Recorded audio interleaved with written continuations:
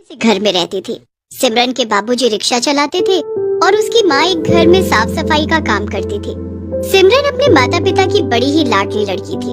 वो दोनों अपनी बेटी सिमरन को बहुत प्यार करते थे। सिमरन कभी कभी अपनी माँ के साथ काम पर चली जाया करती थी। वहाँ वो बड़ा सा घर देखकर बड़ी खुश होती थी और उसका भी सपना था कि वो भी ऐसे बड़े से घर में रहे। एक दिन हमेशा की तरह सिमरन की माँ उसे अपने साथ काम पर ले जाती है। वहाँ जाकर सिमरन बड़ी हैरानी से घर को देखती है। घर बड़ा ही सुंदर सजा होता है।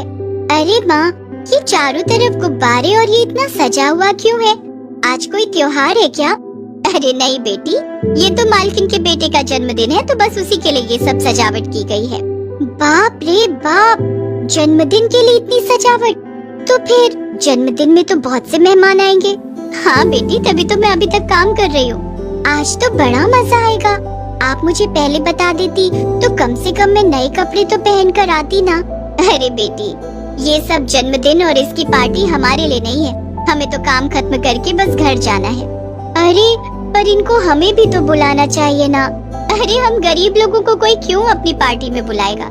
खैर ये सब बातें छोड़, मुझे अब काम करने दे। सिमरन वहाँ से चली जाती है। कुछ देर में वहाँ दूसरे बच्चे नए नए कपड़े पहन कर आने लगते हैं। अब वहाँ मालकिन का बेटा राहुल भी आ जाता है। उसके लिए इतना सुंदर केक आता है और सिमरन दूर से ही खड़ी ये सब देख रही होती है। पार्टी शुरू होती है और सब बच्चे बड़े खुश होकर एंजॉय करने लगते हैं। कितना बड़ा और सुंदर केक है। मेरे जन्मदिन पर तो आज तक केक नहीं कटा। अरे ए लड़की, तू वहाँ खड़ी क्या कर रही है? चल ये बचा हुआ केक उठा और रसोई में ले जाकर रख दे। जी मेम साहब। सिमरन उस बचे हुए केक को उठाकर रसोई में ले जाती है। फिर वो इधर उधर देखने लगती है कि कोई उसे देख तो नहीं रहा। जब उसे कोई नहीं दिखता तो वो जल्दी से एक केक का टुकड़ा उठाकर मुंह में रख लेती है। पर तभी वहाँ मालकिन आ जाती है और उसे ऐसा करते हुए देख लेती है। ए लड़की, मुझे यही शक था कि तू ऐसा करेगी। तेरी नीयत मुझे पहले से ही खराब लग रही थी। अरे मालकिन, क्या हुआ? आप मेरी बेटी पर गुस्सा क्यों कर रही हो? अरे इसे मैंने एक केक लेकर यहाँ रखने का काम दिया और देखो तो चुपके चुपके ये उसे खा रही है। ये तो कल को मेरे घर में चोरी भी कर सकती है। भाई तुम दोनों निकलो अभी क्या भी यहाँ से। चलो निकलो। नहीं मेम साहब, मेरी बेटी ऐसी नहीं है। वो ऐसा नहीं कर सकती। हाँ? तो क्या मैं झूठ बोल रही हूँ? देख ले इसके मुंह में केक है कि नहीं। सिमरन की माँ जब देखती है कि सिमरन केक खा रही है तो उसे बड़ा ही गुस्सा आता है। वो सिमरन को बहुत डांटती है और अपनी मालकिन से माफी भी मांगती है, पर वो उसे माफ नहीं करती और उल्टा उसे नौकरी से निकाल देती है। उसके बाद दोनों माँ बेटी बड़ी उदास होकर घर वापस आती है तो वहाँ वो देखती है कि उनका रिक्शा एकदम टूटा फूटा पड़ा है। वो जल्दी से घर के अंदर जाते हैं तो सिमरन के बाबूजी के पैर में पट्टी बंधी होती है और वो बिस्तर पर लेटे हुए होते हैं। अरे ये आपको क्या हुआ और बाहर रिक्शा कैसे टूटा पड़ा है? आज तो समझो मेरी जैसे तैसे जान बची है, पर मेरा पैर और रिक्शा दोनों टूट गए। डॉक्टर ने मुझे कम से कम 6 महीने आराम करने को कहा है। हे भगवान, ये क्या हो रहा है आज हमारे साथ?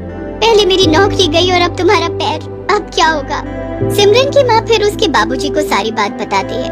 उनको ये सब सुनकर बड़ा झटका लगता है क्योंकि पहले ही घर के हालात इतने बुरे होते हैं और अब ऊपर से दोनों के पास ही काम भी नहीं होता। सिमरन बेचारी बहुत रोती है। रोते रोते बाहर आंगन में जाकर बैठ जाती है। एक केक का टुकड़ा ही तो खाया था। ऐसा कौन सा बड़ा गुनाह कर दिया मैंने? बिना वजह माँ को काम से निकाल दिया। अब कुछ दिन बाद घर के हालात बदतर होने लगते हैं। सिमरन की माँ और उसके बाबूजी दोनों के पास ही कोई काम नहीं होता। जो घर में थोड़े बहुत पैसे होते हैं वो भी सब खत्म हो चुके होते हैं। हर दिन अब घर में लड़ाई होने लगती है। सिमरन को ये सब देखकर बड़ा ही बुरा लगता है। वो कुछ काम ढूंढने के लिए घर से निकल पड़ती है। रास्ते में उसे एक बेकरी की दुकान दिखती है। उसमें ढेर सारे केक रखे होते हैं। सिमरन भी वहीं खड़ी होकर केक देखने लगती है। इस केक की वजह से मेरी माँ की नौकरी गई थी। मैं अब तो यही काम करूँगी। सिमरन दुकान पर जाती है। भैया, क्या यहाँ पर मेरे लायक कोई काम मिलेगा? अरे तुम छोटी सी लड़की, तुम क्या काम करोगी? मेरे बाबूजी का पैर टूट गया है और मेरी माँ का भी काम छूट गया है। हमारे पास खाने को भी नहीं है। प्लीज आप मुझे काम पर रख लो। दुकानदार को सिमरन पर तरस आ जाता है और वो उसे काम पर रख लेता है। सिमरन अब रोज स्कूल के बहाने से घर से निकलकर दुकान पर काम करने जाती। वहाँ वो दुकान के छोटे मोटे काम और सबकी मदद करने लगती है। एक दिन सिमरन बड़े ध्यान से केक बनते देखती है और उसे एक दिन सिमरन दुकान में काम कर रही होती है कि तभी वहाँ लाइट चली जाती है। केक बनाने वाला आदमी लाइट चेक करने जाता है तो उसका हाथ वहीं चिपक जाता है। उसे देख सिमरन उसे बचाने जाती है तो वो भी वहीं चिपक जाती है। दोनों करंट लगने से वहीं तड़प तड़प कर मर जाते हैं। मरने के बाद सिमरन चुड़ैल बन जाती है। इस बात से दुकानदार को बहुत बड़ा धक्का लगता है और जब ये खबर सिमरन के घर तक पहुंचती है तो उसके माता पिता का भी बुरा हाल हो जाता है। सिमरन मरने के बाद भी इस बात पर यकीन नहीं कर पा रही होती। ये क्या हुआ मेरे साथ? मैं मर नहीं सकती। अरे अब मैं अपने माँ बाप की मदद कैसे करूँगी? चुड़ैल बच्ची बड़ी परेशान हो जाती है, पर फिर उसे एक तरकीब सोचती है और वो दुकान बंद होने के बाद दुकान में घुस जाती। कहाँ गया केक बनाने का सारा सामान? मैं फटाफट केक बनाती हूँ, बस किसी को पता न चले। चुड़ैल बच्ची रात के वक्त अंदर दुकान में केक बनाने लगती है। चुड़ैल बच्ची इतने सुंदर सुंदर केक बनाकर तैयार करती है कि ऐसे केक किसी दूसरी दुकान पर ना मिले।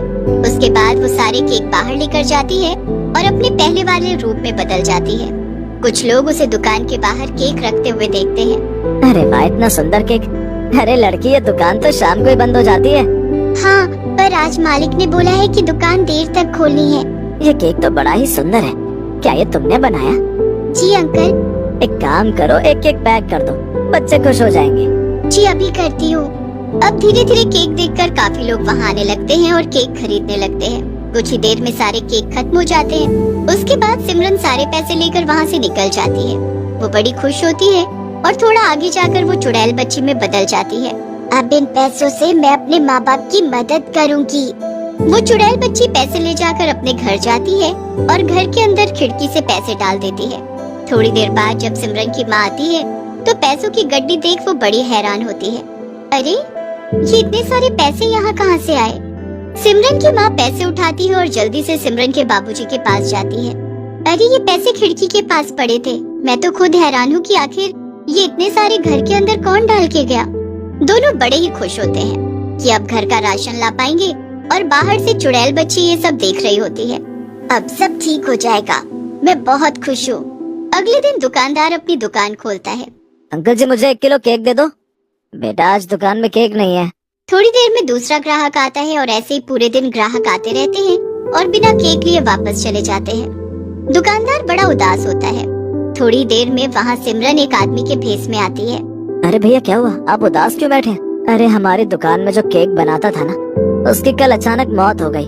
अब मुझे कोई दूसरा केक बनाने वाला नहीं मिल रहा और सुबह से केक के लिए ग्राहक पर ग्राहक आए जा रहे हैं। आप परेशान क्यों होते हो?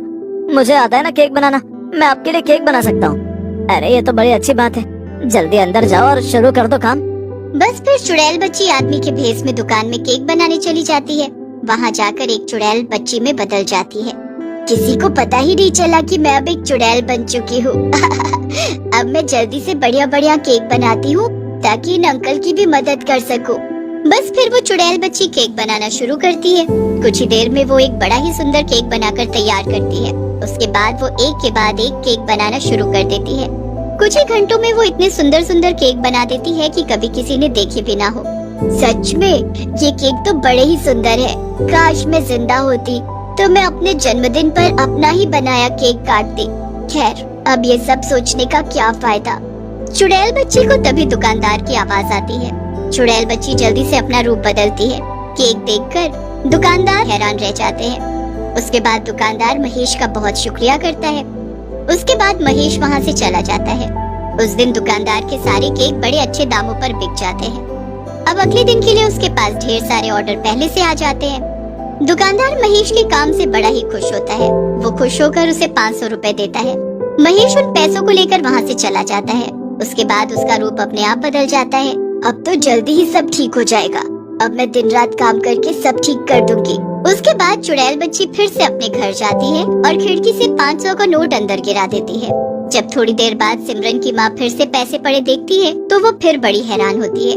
आखिर ये पैसे कहाँ से आ रहे हैं? बाहर खड़ी चुड़ैल